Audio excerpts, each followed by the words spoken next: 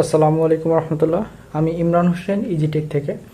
আজকে আমি আপনাদেরকে দেখাবো আমাদের ইবোর্ড ব্র্যান্ডের নতুন যে দুইটা আরসিবিও আমাদের স্টকে এসেছে, একটা 63 অ্যাম্পিয়ারের এবং একটা 40 অ্যাম্পিয়ারের।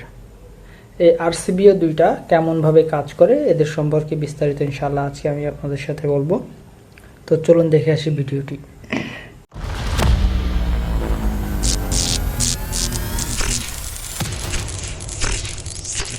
আমাদের এই আরসিবিইউগুলো 30 মিলি অ্যাম্পিয়ার কারেন্টে ট্রিপ করে। লিকেজ কারেন্ট যদি 30 মিলি অ্যাম্পিয়ার হয় তাহলে ডিভাইসটা ট্রিপ করবে।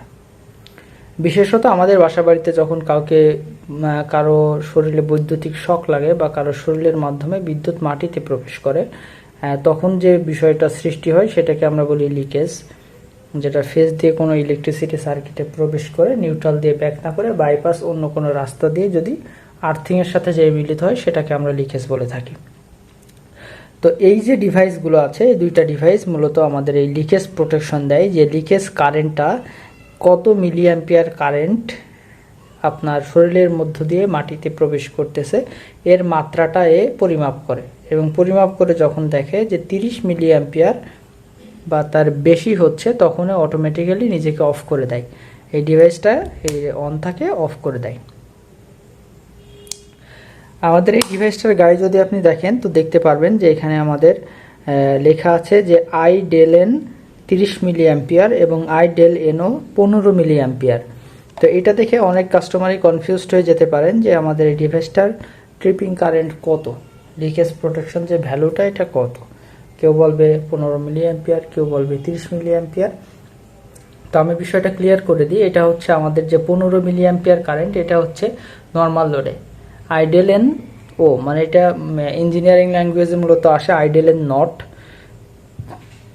এটা হচ্ছে আপনার 15 মিলি অ্যাম্পিয়ার পর্যন্ত নর্মাল যে লোডগুলো থাকে এই লোডের জন্য সহ্য করবে। এ হচ্ছে তখন কোনো রিয়্যাক্ট করবে না বা ট্রিপ করবে না। 15 মিলি অ্যাম্পিয়ার লিকেজ কারেন্ট প্রবাহিত হতে দিবে, ট্রিপ করবে না। কিন্তু যখন ভ্যালুটা 30 মিলি অ্যাম্পিয়ারে চলে যাবে তখন বুঝতে পারবে যে কোনো কাউকে হয়তো ইলেকট্রিক শক লাগছে, তখন এই ডিভাইসটা অটোমেটিক অফ হয়ে যাবে। আরেকটা বিষয় যে আমাদের আরসিবিওটা সবাই দেখেই হয়তো বুঝতে পারছেন যে আগের থেকে মডেলটা চেঞ্জ হয়েছে। আমাদের আগে এই ট্রিগারটা শুধুমাত্র একটার সাথে সুইচিং ছিল, যেটাকে আমরা ফেজ হিসাবে ব্যবহার করতাম, আর একটা নিউট্রাল। সব সময় আমাদের কানেকশন শর্ট থাকতো, এটা নিউট্রালটা আমাদের অফ হতো না। কিন্তু এখন যে ডিভাইসটা আছে এটা ফেজ নিউট্রাল দুইটাতেই সুইচিং হয়, দুইটাই আপনার অফ হয়ে যাবে এখন।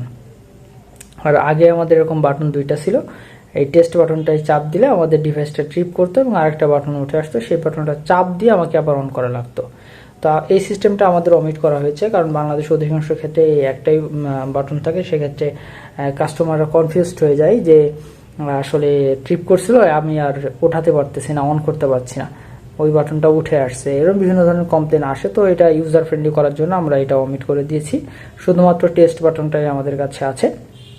এবং এটার ব্র্যান্ডিং নেমটাও চেঞ্জ হয়েছে, আগে ইজি ব্র্যান্ডে ছিল, এখন ইবোর্ড ব্র্যান্ডে আসছে ইনশাআল্লাহ। তো আমি এখন আসলে দেখাবো যে আমাদের ডিভাইসটা অরিজিনাল 30 মিলি অ্যাম্পিয়ার লিকেজ কারেন্টে ট্রিপ করে কিনা। তো চলুন আমরা টেস্টটা দেখে আসি। আমি পাওয়ারটা অন করে দিলাম। আমাদের এই যে এটা সম্পর্কে সবাই অবশ্যই জানেন যে এটা হচ্ছে মাল্টি ফাংশন প্রোটেক্টর, ওয়াইফাইয়ের মাধ্যমে যেটা কানেক্ট করা যায়। আমার এই যে ফোনের সাথে এটা ওয়াইফাই কানেক্ট করা আছে। আমি এই ডিভাইসটার ট্রিপিং কারেন্টের যে ভ্যালুটা, সেই ভ্যালুটা আপনাদেরকে দেখাই যে আমি কত সেট করে রাখছি।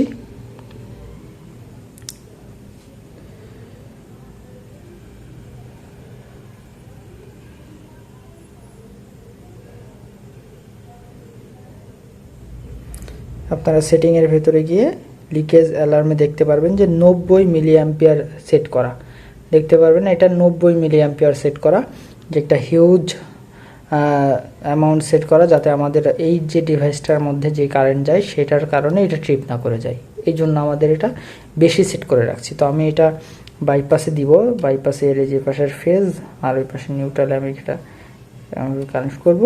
কানেক্ট করলে বাল্বটা জ্বলবে এবং বাল্বটা জল অবস্থায় আমরা দেখতে পাবো যে 32-33 মিলি অ্যাম্পিয়ার লিকেজ কারেন্ট প্রবাহিত হচ্ছে।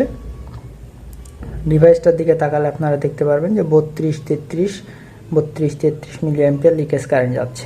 এটা দেখে আমরা এটা শিওর হলাম যে আমাদের এই ডিভাইসটার মধ্য দিয়ে এই 32 অথবা 33 মিলি অ্যাম্পিয়ার তো খুবই কম এককে, তো এটা হচ্ছে প্রবাহিত হয়, যে ওটা মানের একটু স্থির থাকে না, যার জন্য একটু 32 কখনো 33 আসে।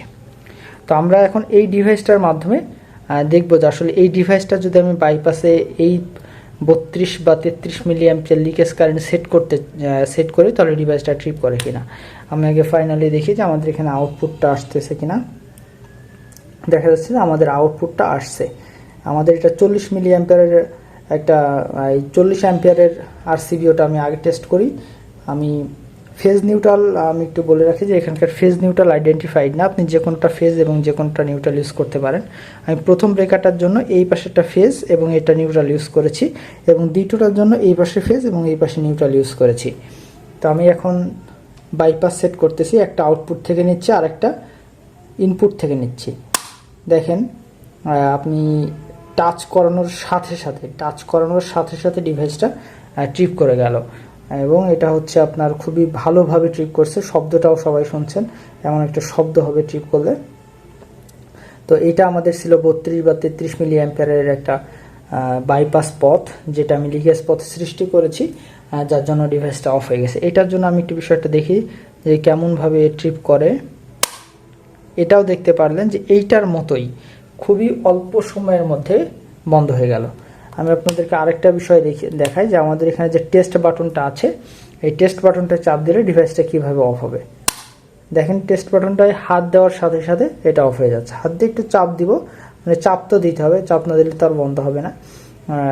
চাপ দেওয়ার সাথে সাথে বন্ধ হয়ে যাচ্ছে।